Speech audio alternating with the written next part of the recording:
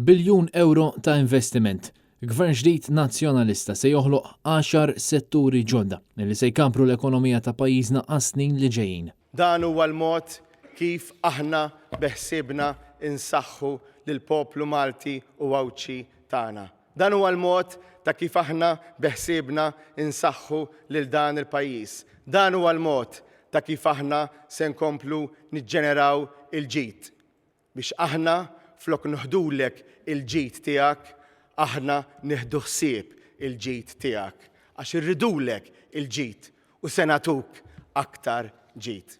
Il-Partit Nazzjonalista lest jimbotta l-qoddim investimenti ibbażati fuq metaverse, servizzi ta' compliance u due diligence, manifattura avvanzata u speċjalizzata magħrufa wkoll bħala robotika, it-3D printing, applikazzjonijiet tal-intelligenza artifiċjali, l-e-sports, il-produzzjoni ta' video games, tissaħħaħ l-industrija tal-isport fl-aspett mediku u turistiku, it-tisħiħ tal-enerġija permezz tal-optimization tal-użu tal-enerġija fil-kumpaniji u l-ħolqien ta' intrapriżi soċjali.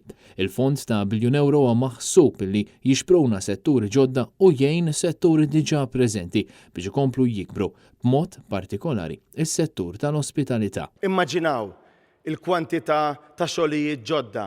Immaġinaw il-kwantità ta' xogħlijiet ta' kwalità.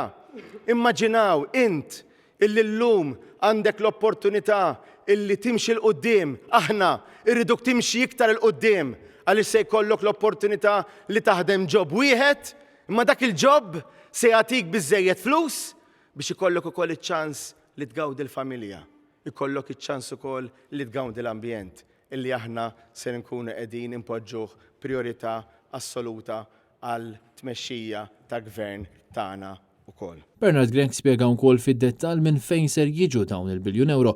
Fil-fatt, il-kap tal-Partit Nazzjonalista spjega li nofs il-fond ser jiġi mħallas minn fondi pubbliċi permezz ta' depożiti li jinsabu bħalissa reqdin fl-istituzzjonijiet finanzjarji u nofs ieħor minn self li jeżisti u li jista' jintuża għal iżvilupp ekonomiku minn istituzzjonijiet lokali u barranin.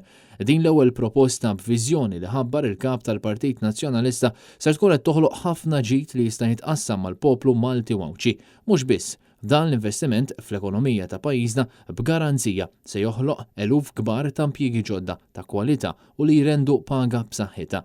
Bernard Grenk fakkar kif Gvern Nazzjonalista diġà wera biċ-ċar li kapaċi joħloq setturi ġodda għaliex għamel dan matul is-snin li għaddew b'setturi bħall-farmaceutika, l-avjazzjoni, il-gaming, is-settur finanzjarju, is-settur marittimu u aktar. Se noħolqu l-ġid imma wkoll kif bl-istess ħin bil-għaqal dak il-ġid se nonfquh biss biex inti tkompli tikber, biex inti timxi l-qoddim, biex int jibqalek aktar flus fil-but, biex int u wliedek ikollhom opportunitajiet ta' jobs aħjar, jobs li jrendu bekk.